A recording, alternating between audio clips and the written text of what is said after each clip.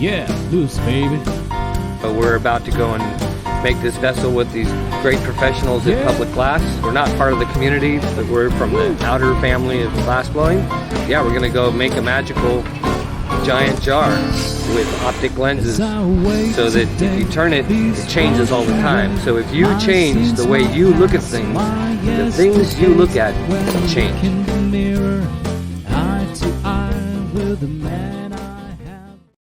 Come.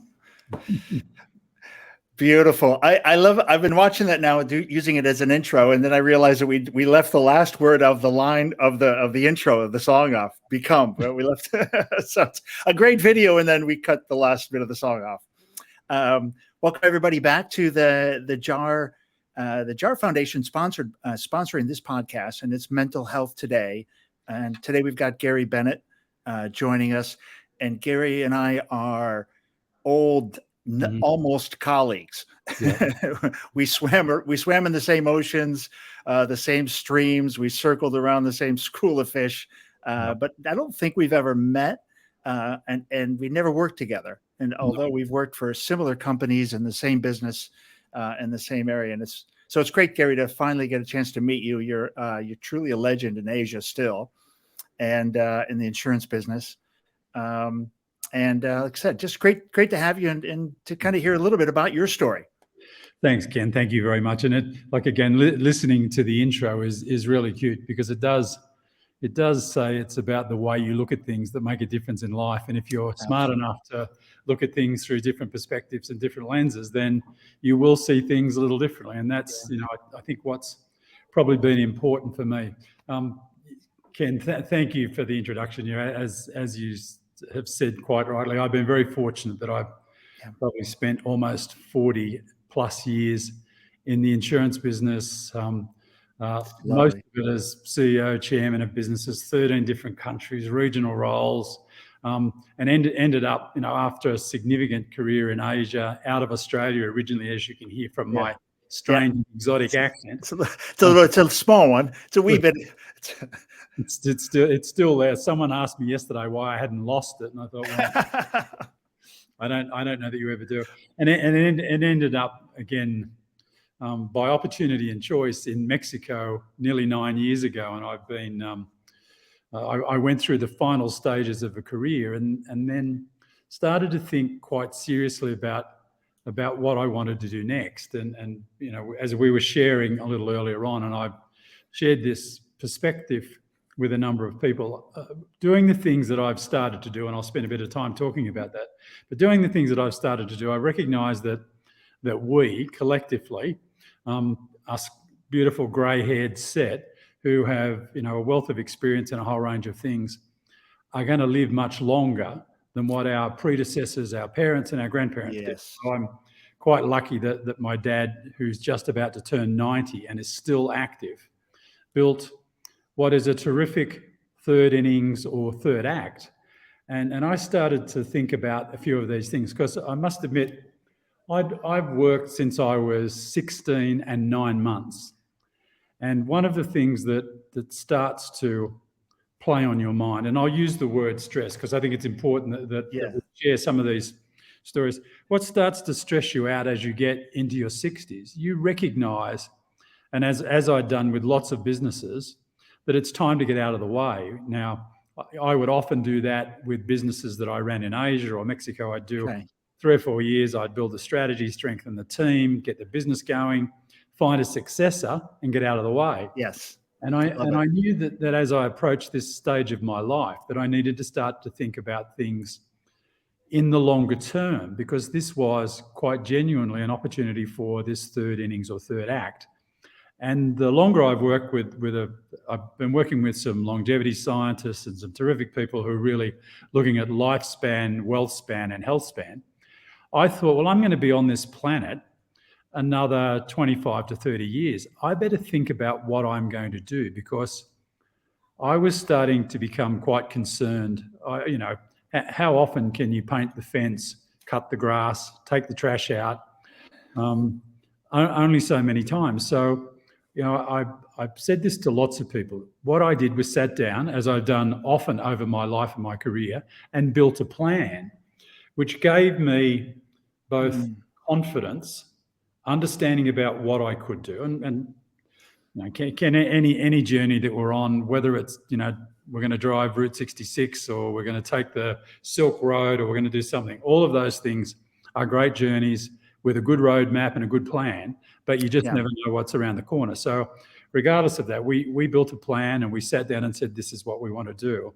And it was as much because of the self-reflection that I had with my own life. I thought, well, what am I going to do? I don't want to die at 61 or 62 through boredom. And as we've mentioned, we've seen lots of people who didn't quite understand that there was going to be more than that. We're all different. And one of my great aha moments always, and I remind myself constantly, is that every single one of us is different. Right? Yes.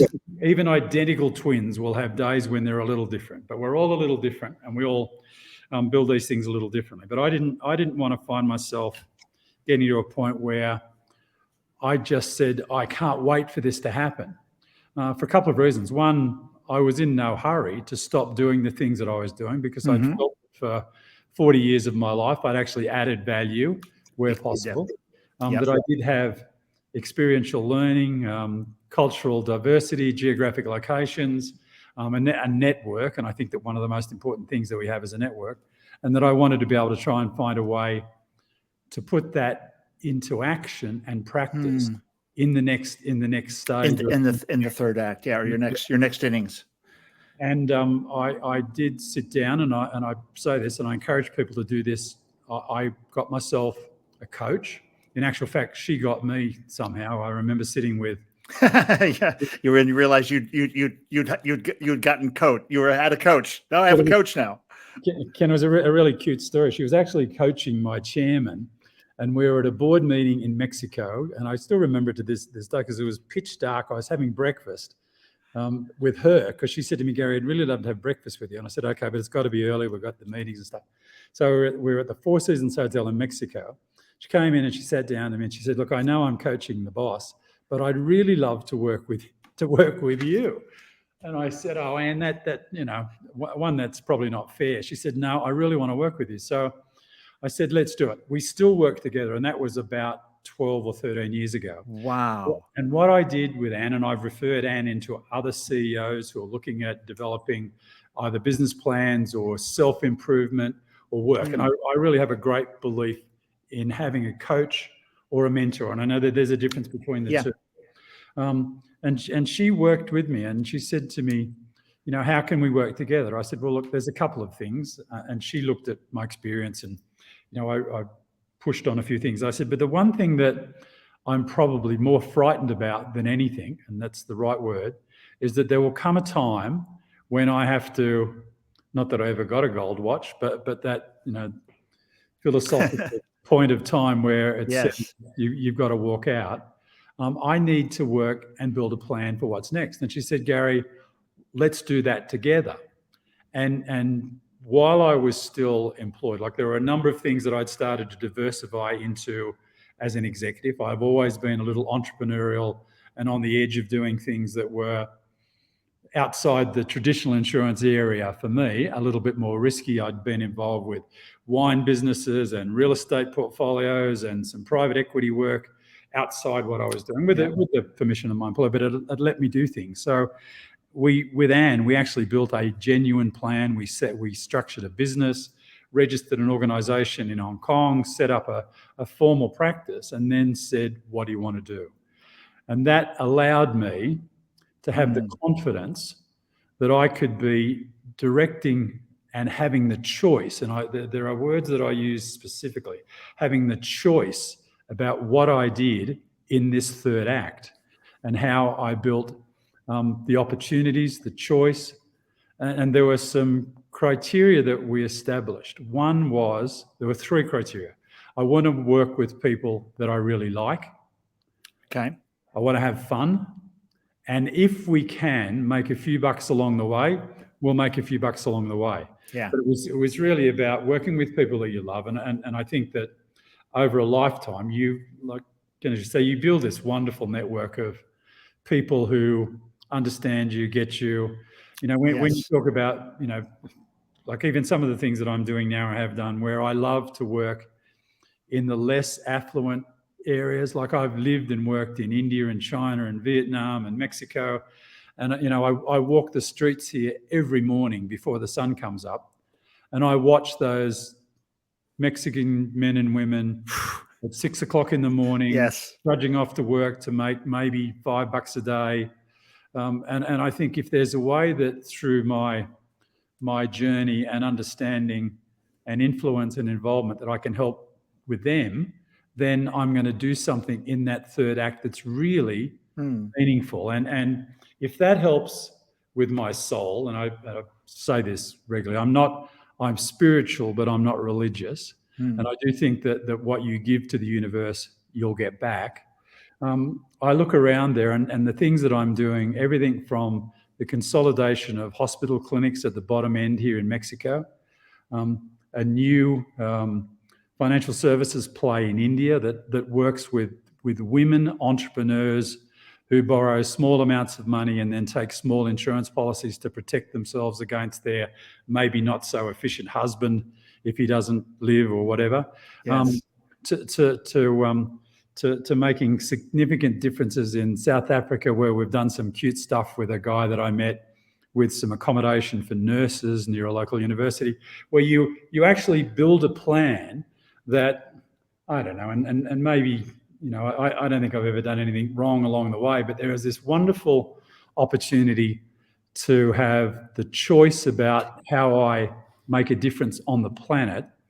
And that in turn, if I said, it means that when I lay down in bed at night, that I have a great conscience. When I get up and look at the man in the mirror every morning and put my running shoes on and my working clothes to go off, that I think, I'm not Bill Gates or, someone who can donate billions, but I can give back time and some money and investment in those areas. And that makes me, absolutely, if I said feel a whole person, and maybe that's selfish, maybe that's, me saying, okay, you're making yourself feel good.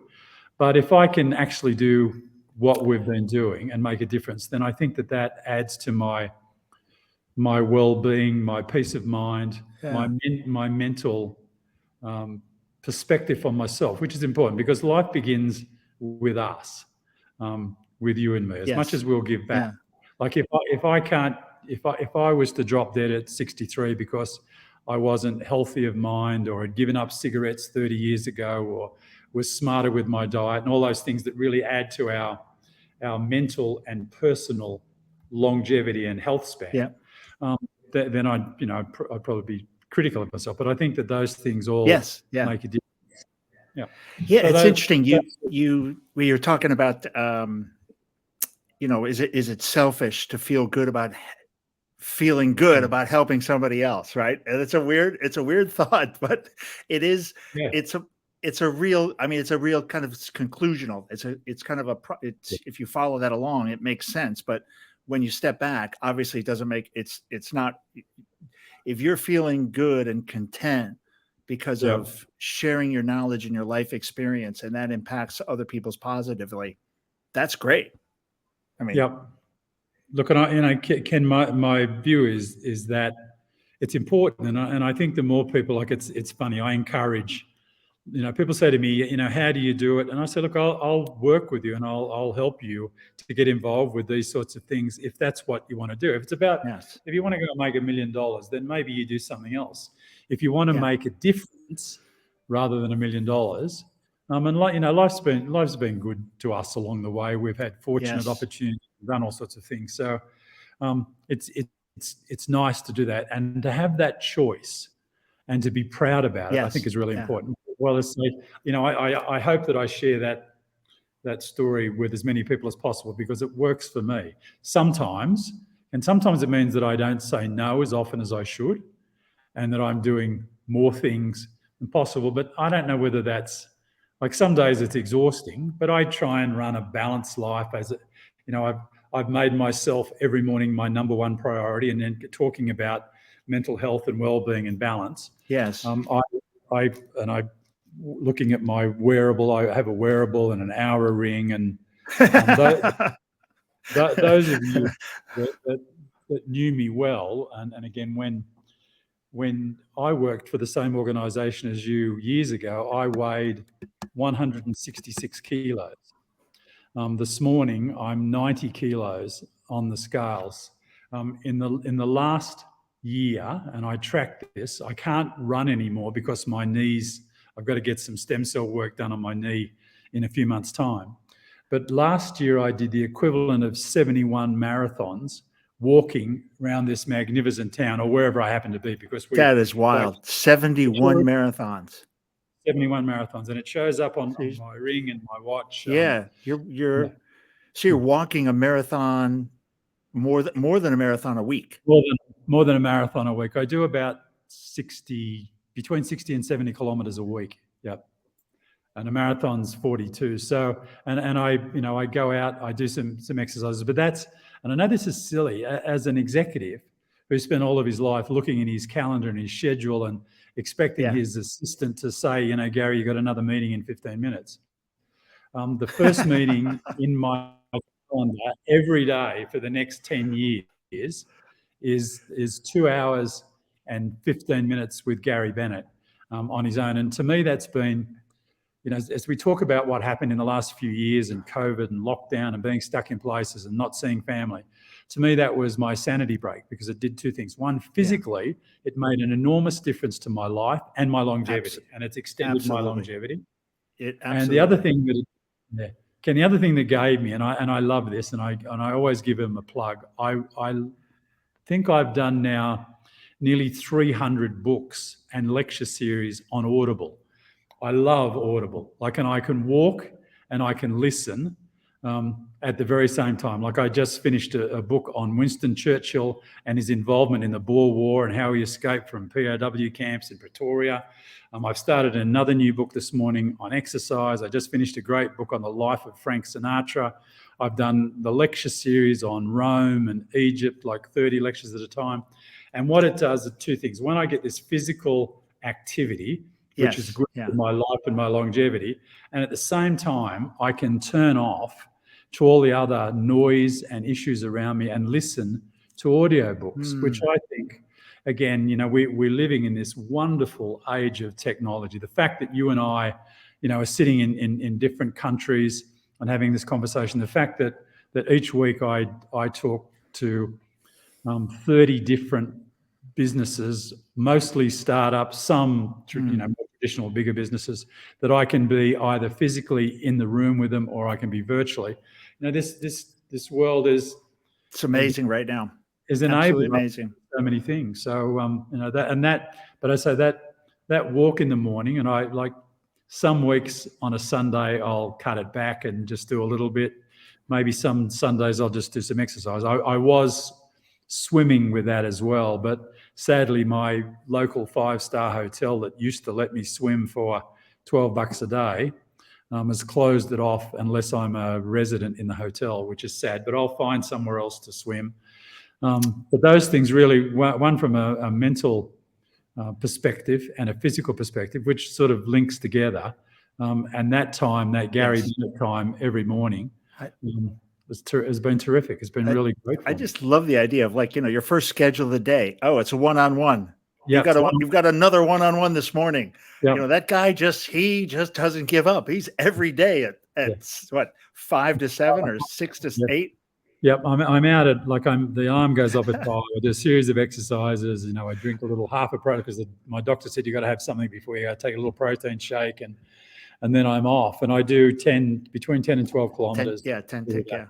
So and it's, as you say, it's an appointment with yourself. And I think that maybe as we get older and more self-reflective and understand our strengths and our weaknesses, which I think is really important for us to understand. That I think that you talk about aha moments. I'm not sure that my aha moment wasn't more like a comfortable pair of shoes, where after I'd done 20 marathons, I thought, geez, these fit really well now. They're comfortable and I'm in the zone, I'm in the space. Love it. And then you get to a stage where you start to feel, I can have these conversations with myself. It's not stupid to have these discussions with Gary about what he should do and how he should do it and the way he should work and the way he should look after himself. I think that is important for all of us to do those things and be reflective of the good things in life that we can do to make us feel better, which then I think will help, mankind, our network, our friends, our contacts all be better as well. And So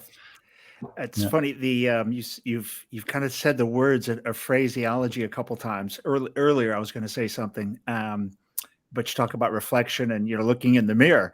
And the song that we played at the intro, is basically says that as I wake today, wash away, my past, my yesterdays, and when I look in the mirror, eye to eye with the man I have become. And we have to take stock of who we are, and kind of say, hey, I'm okay right now. I might not be the perfect Ken, but I'm a good Ken, and if you're doing the things like Gary you're talking about, which is make a plan and start working on it and building yourself. Like you said, you don't know what's around the corner, but you got a map and a compass. And I quite often say that about my guests. They've had, some of them have had pretty horrific stories. They're sharing the story, but I always feel like they're on this new road, sometimes a dirt paved road, sometimes a nice highway, but they've got a fresh map and a fresh compass, and it's a great place to be in life. Ken, there are two really quick stories I'll tell in line with that. And if I said this, and I it's interesting. I've done the first book called "Nice Guys Don't Come Last," which is being put through the editorial review now with a lovely lady in New York. Is this isn't that your first book or no? It's actually I did a thing called Financial Passages a year ago, but that was more about financial planning and business stuff. Okay, great. This one's really about, and the story starts, and this is why it's important. At 9 years of age, actually a few days after my 9th birthday, my parents separated. I stayed and was stuck. My mum left because my dad wasn't a terribly nice person when he was younger. He wasn't. I don't think he understood himself, and I think that as he's grown older, he's learned more about himself. But at 9, I raised my younger brother and sister for the next 6 years. And what you become is a 9-year-old adult, like in everything, cooking dinner. Weird. Like my sister tried to burn the house down, lots of stuff. But what you do is you become an adult really quickly, which thrusts you into a series of things that a 9-year-old shouldn't. But as a person, it helps you on this journey of growth and reflection and where you've come from.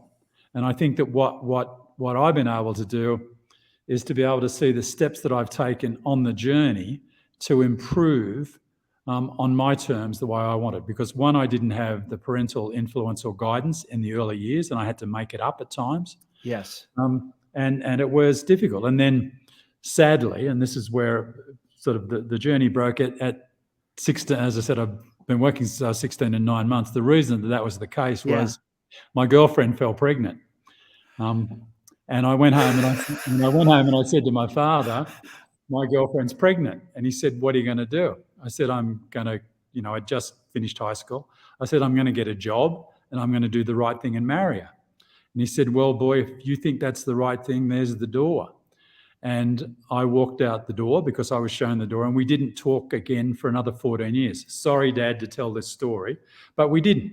Now, did that do me? But this is not unusual. This is real life, Gary. This is exactly. So again, I went to work on myself, listening, learning, understanding, growing, volunteering for things that a lot of my friends who'd been university graduates eventually, because my dad said, what about law and medicine you're going to do? I said, I'm sorry, I'm going to do this. These were my words. I'm going to do the right thing.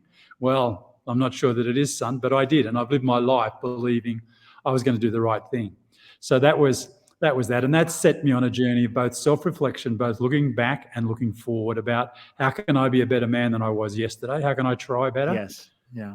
And this one's a little emotional because I had a great friend of mine who was an Olympian. He was a 400-meter runner. Sadly, Rick passed away about a year and a half ago. His name was Rick Mitchell. He was an Australian champion. He was the captain of the Australian Commonwealth Games team.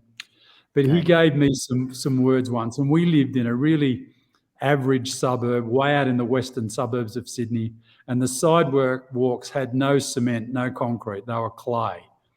And he said, Gary, remember how we used to run up that hill on those clay footpaths?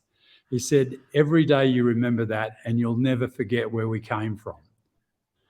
And that story lives with me. And as a way to look back and reflect back on the journey of a lifetime, and where we can make a difference and where we grow and where we develop and where we value ourselves as human beings, was, again, a couple of interesting stories for me. And they, like, for some people, I may have taken a different path. I could have been a different person. Yes, I educated myself later on in life. I got a university degree from Berkeley in business administration. Like, I've been to school. I've had actuaries lecture me about the insurance business because I said, I don't know, sit down and tell me. Yes. And really continue to be educated as often as possible. Now working with one of the businesses, a couple of fantastic academics in the technology and longevity space, I learn something new every single day. And I think that's the journey of life that's exciting and fantastic. Yeah. And I think, I think people keep experimenting, investing in themselves, trying something that people wouldn't imagine you should try. Yeah. Starting businesses is great when you're 60 in your 60s. Yeah. We know so much and not really afraid to fail. I mean, embrace, fail, right? And failing is just really another lesson. If that one doesn't work, you pivot and so you never really stop or fail. You're just pivoting. That's a title of a book, running the red clay sidewalks of Western, Western Sydney. There's a title in there, like a book title in there. Yeah. Like the autobiography could be a little bit like that. There is, like, it's fascinating. Like, and again, Rick had been a friend of mine all of my life since we were 6 years of age. We started school together. A great guy. I'd helped him a couple of times with different jobs. He had some terrific things to say. He was a great player. But that line, never forget where we came from, Gary. Those clay sidewalks of Mount Pritchard, and it was Mount Pritchard. We had to get up this hill. That's the title. The clay sidewalks of Mount Pritchard. That's the title of the book right there. Gives me a real image. But can you, like, the thing that is important is, and I was saying this, I'm involved on a SPAC fund, chairman of a private equity involvement of things, and we were talking to some board members about some things that weren't quite going right. Not everything is perfect in life. Like, if it's perfect, you're going to get an ulcer trying to make it perfect. and imagine trying to keep it perfect. And then keep it perfect. So, but you're right. We have the knowledge, the background, the ability to pivot, the choices that we make about how we do things, the ability to get on a network and say, and this is the most important words that you'll ever use, I need some help. Can you give me a hand? I think is important for all of us to remember. We can't do it on our own. Whether you believe it takes a village or whether it takes a world for us to do the things we need, we have a network of people. And I've fortunately been lucky that I haven't pissed off too many people over the last 67 years. So, I keep asking people for a hand and to give me some help. And I'm fortunate that I get it. I think those, it's that open hand of the universe you were describing. You're not a religious person. You've got the spirituality of it, and the belief that the universe. I have this saying. I say the universe hates an imbalance. Yes. Yeah. And one of the things to do is to create an imbalance by your actions. You're doing something good, and you're creating. And the universe, this whole thing is one giant math equation. Not the. I love actuaries. I'm a reformed actuary hater. I learned not to love actuaries, but I mean, it's one giant mathematical equation in the universe. And if you start creating an imbalance, it has to go back to some zero. Everything has to come back to, equal an absolute value of zero. And if you're playing with that formula, you're in the right space if you're doing it positively. That's right. If you're out doing the wrong stuff and you're creating negative energies, the universe hates an imbalance. That's all you need to know. Yeah, it'll square off. So it'll find you. Yeah. It'll find you. The comment about reaching out to people and asking for help, very powerful for me. Very poignant. I'm kind of in that space. I'm grinding away on my own project, and it's a great I'm doing it alone in a way, quite alone. At the end of the day, it's me. Yeah, of course. And there are those chances where I should reach out more and really open up, my heart and open up my hands, and say, I think I need some help. And in that's powerful, surrendering to that. Yes. Yeah, Ken, and I think that's super important because, and I say this to, all the young startup entrepreneurs that I'm working with and all sorts of people like I've been very lucky that over the last 30 years, I think there's nearly 20 chief executives in financial services that worked with me, and I'm really lucky to watch young men and women come on, and to say, if you're not sure, just ask somebody. And Ken, what you do, what I do, and I look at it this way: the worst thing that someone is going to do is to say no, and we all hate rejection, but that's the worst thing. Yeah, the best thing that's the worst. Is they'll say yes, or they say not me, but I can refer you to someone, or what about my friend Gary, or what about my friend Ken? Yeah, have you talked to so and so? Yeah, and really, like, as I keep growing with this, a number of calls today on some fundraising stuff with some of the businesses and another technology startup in Mexico. And I'm very lucky that the Mexican guys have embraced me. Now that I've been here nearly 9 years, they think I'm almost Mexican. Oh, the culture of Mexico is absolutely that, right? And you'll be a brother. Yeah, no, which is really a brother, which is really lovely to be taken. And I'm so fortunate, Ken. Like, I've lived and worked in so many places, and to be embraced by the culture and the people, and still, to be able to go back to India and still have great conversations and meetings and lunches and dinners with people who I made friends 15, 20 years ago is just astronomical. Lots of places, and I think that's the value of this network, and not being frightened to say, I need a hand, can you help me out? And I love that. So I think that's good. And I think that's important for everybody to, we do get that on the show quite often about people, getting to a place and not knowing what to do. Yeah. And, just a reminder, I close so many of the shows with that, which is, if you're in a dark space, and sometimes dark can be a metaphor for, a tough business situation or mental state. Yeah. Put your hands out. I mean, if you stretch your fingers out, get that electricity going, put your hands out in the darkness, this metaphorical darkness, you're going to find somebody. Somebody else is reaching out, looking for a hand. There's a lot of great humans out here. And it's easier, not that it's ever easy to do it, but there are easier ways to reach people today than we've ever had before. And for us to take advantage of that, I think is really important. Like, things that were so difficult years ago, like where we were either stuck with a crackly telephone calling across. And spending $5 a minute, Rick. You remember it was cost prohibitive. It was cost prohibitive, or like even here today, like we say to people, don't, we want to send you a letter. Well, don't send us a letter. Let's jump on Zoom or whatever, because it takes us 16 weeks to get a bank statement from Australia to Mexico. So why would I want to wait for a piece of paper or get a letter? Like these days, and this sort of interaction is great. So you're right. There should be, not that it's ever easy, but it's easier to get people to spend some time with us if we need to. Like we have, goodness, our daughter lives back in Sydney at the moment, which is great. We miss her. She was here in Mexico for a while. She's lived in 7 countries. And we look forward to seeing her in a couple of weeks, because one of the things that I do as part of our master plan is we have a beautiful home here in San Miguel de Allende, Mexico. We have a home in Bali. We have fractional ownership of a game lodge on Kruger National Park.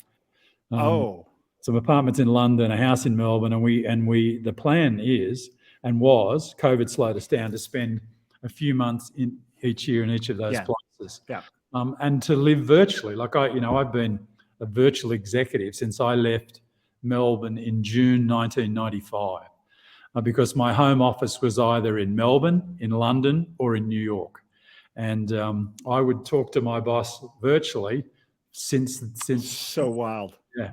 And people say, oh, this new world. Well, I think it's wonderful because it gives people the choice to work where they want, how they want, when they want.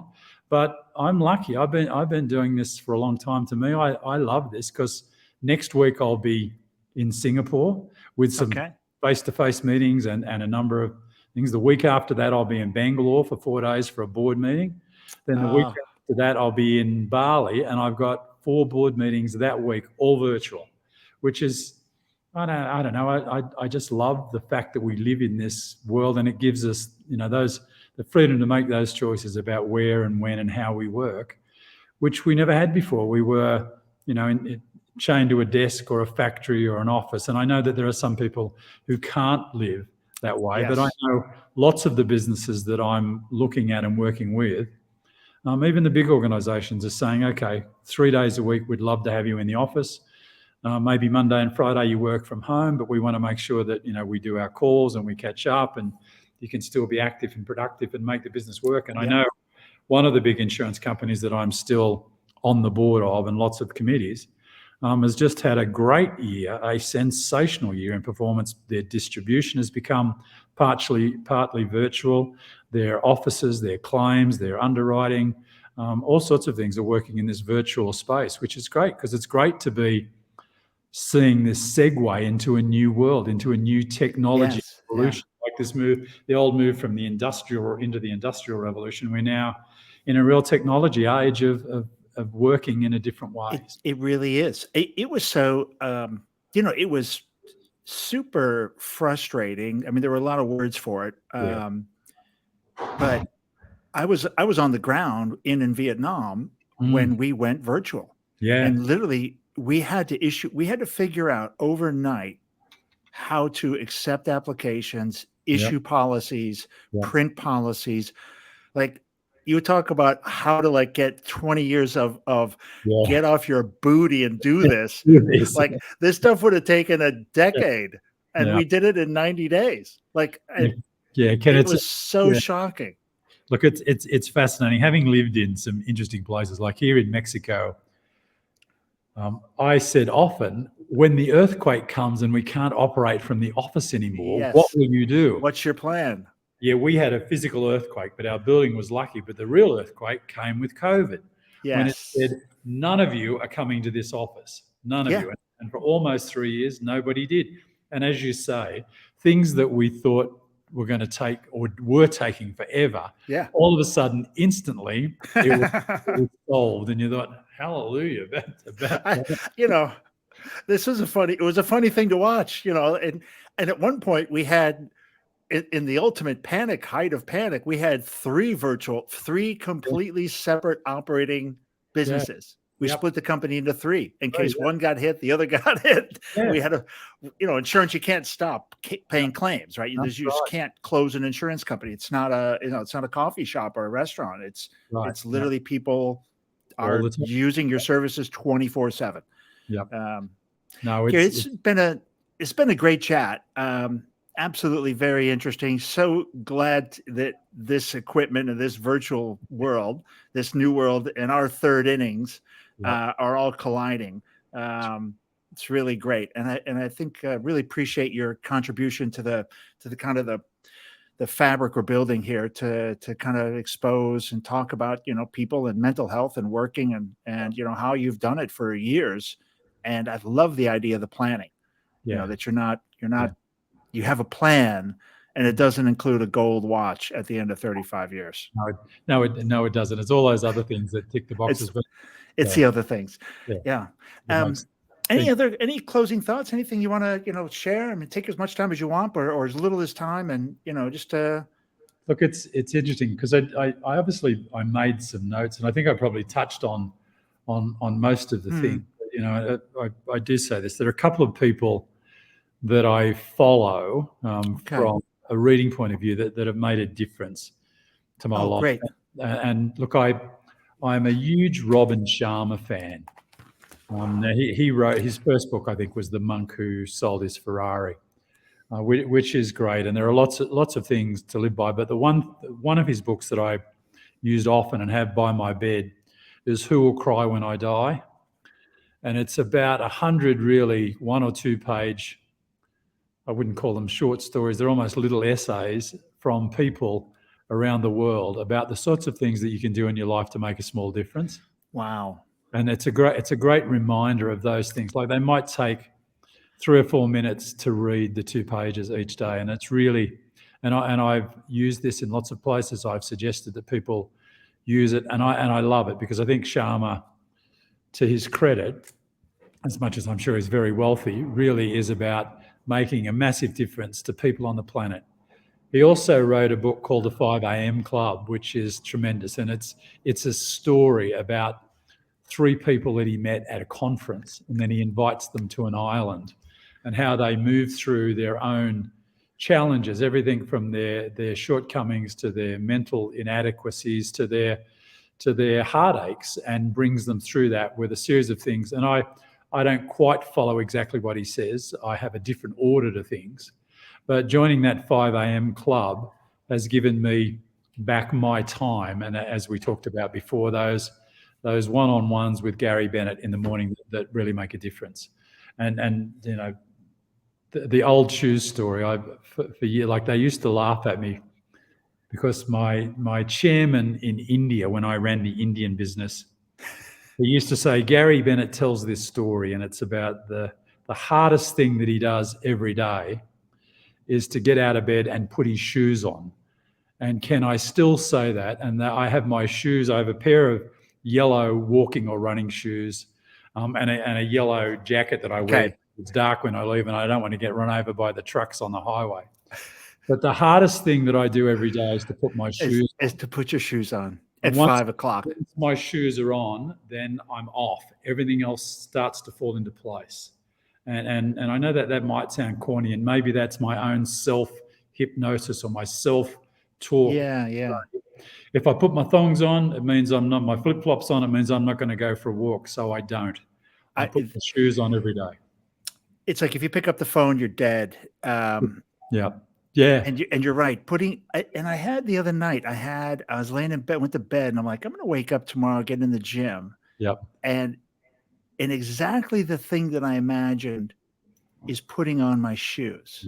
Yep. It's funny you say that, because it's exactly what's the first thing I think of.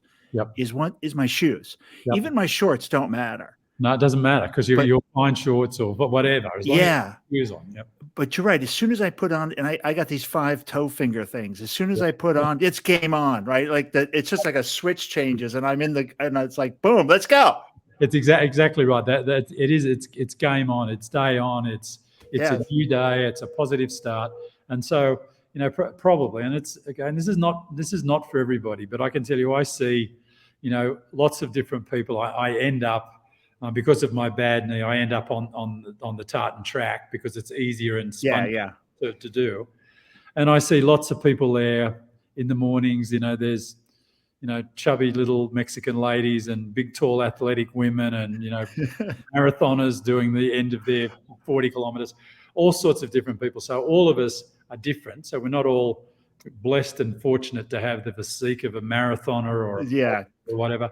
But what we do have is feet, most of us. And if we can put our shoes on, and that'll get us going. And to me, that's my on switch. And once that's done, it's great. And you know, so I think as a little bit of advice, and I still laugh because I remember my dear chairman, Analjit Singh, used to say, he says the hardest thing he does every day is put his shoes on.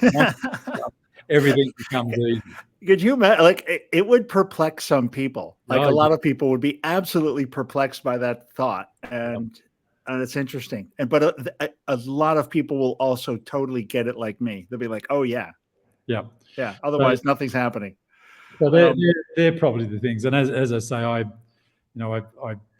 up to new shoes a couple of weeks ago, because I had done, I think the last quarter I did 22 marathon equivalents in shoes, and I was delighted at how well they'd worn, considering that half this town is cobblestones and stuff. Oh yeah. You know, so those things, you know, in my mind, you know, we'll all find our own space. That, you know, the message that we are all different is really important, and I have to continue to remind myself that in everything from the way people work, pace, speed, understanding, knowledge. One of the things that we've done here regularly over the last 3 years, COVID forced us, I've learned that there were 2 things I wanted to do when I came to Mexico. I was going to learn Spanish, and I was going to learn to dance. I can dance. Not great, but I can dance. But I learn differently to my wife, very differently. And she's still coming to grips with the fact that I learn differently from she does. But I think the message there is that we all learn a little different. Even after all these years together, you learn you're a different person than her. Yep, completely. And I think that the tolerance that we have for others in understanding how we all learn a little differently, we all cope a little differently, we all operate a little differently is really important in life. And we've got to be mindful of the way the world operates around us. Not everybody will either get us at the same time or get the way things work or understand things, and it's, it's so true. It's like we're all different, and kids are all different as they grow up. Be patient, be kind with them, be kind with yourself. Yeah, because we're all different. I have to be kind with myself. I wish I was a better dancer and a better Spanish speaker, but I'm not. But I will be.